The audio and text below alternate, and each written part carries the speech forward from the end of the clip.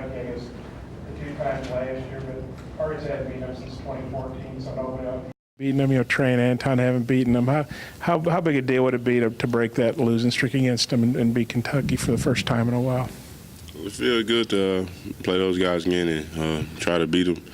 I mean, they do have to come above wall, so last year we seen them on a neutral site at that place, so it's going to be fun. It's going to be a great game, so we'll see what the outcome is. Like he said, I think it'll be a fun game, but it's just another game on the schedule, the next game, so that's why it's important. Is it fun to get him, like Jaylen just said, last year you had to play them at their place and at Nashville where they obviously had all the crowd.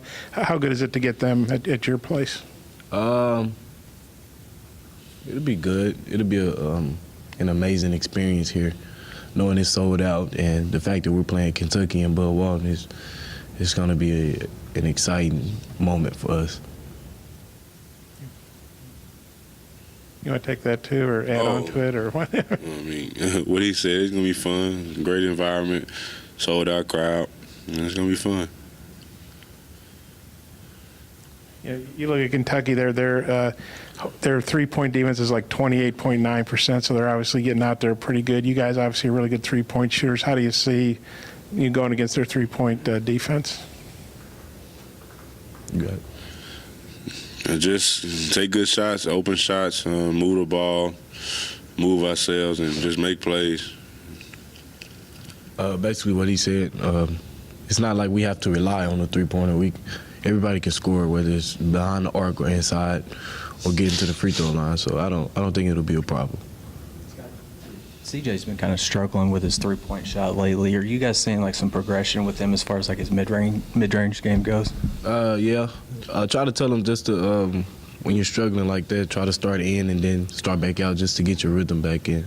I think that's what he did last game. He kind of got his rhythm back. He started shooting a couple mid-range. I think he hit a couple threes in the second half, so I think he's getting back to where he was.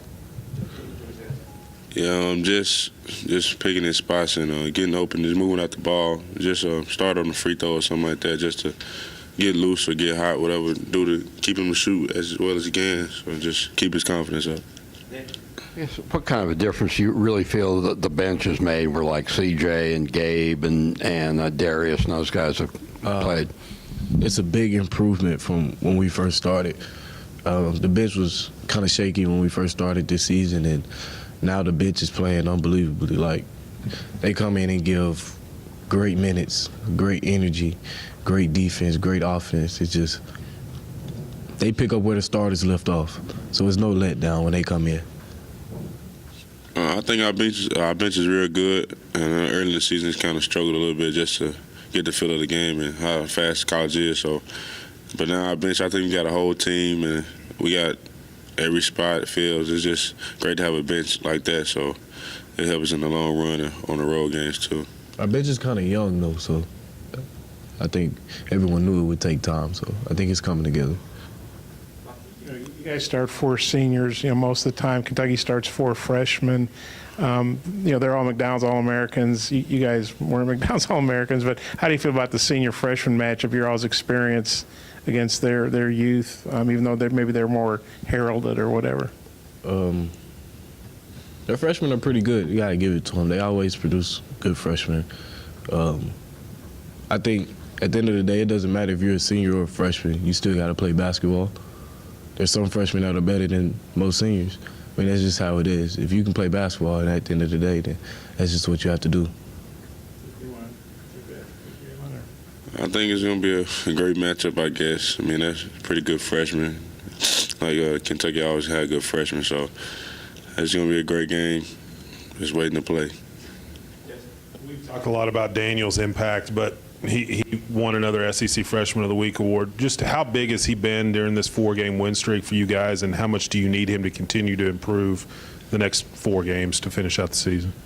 He's been big. He's been putting in a lot of extra work outside of practice, so it's starting to show. As you can tell, his free throw percentage is going up. He's playing with a lot more energy. I think he kind of went down before we was on this 4-game winning streak, and he got back to normal. I guess he got back to his happy place, but whatever he's doing now, I want him to keep doing it because he's amazing for us right now. And he's playing great right now for us. He's rebounding well. His free throws have got a lot better. Like Daryl said, he take a lot of time outside of practice working on his free throws. And I think he's being more aggressive and his confidence up more too. So he keep playing like that, we're going to continue to be successful. All the games are on TV now, but this is ESPN, primetime Tuesday night, Kentucky. You guys get a little more, you get excited about kind of having a big national showcase like that? I'm excited to be on SEC Network, to be honest. So whether we're on ESPN, SEC Network, doesn't matter. It's exciting to be on TV regardless of what network it is. Yeah, what he says, a dream come true to play on any national stage. It's fun. I can't wait. Not a lot of people get to say they played on TV.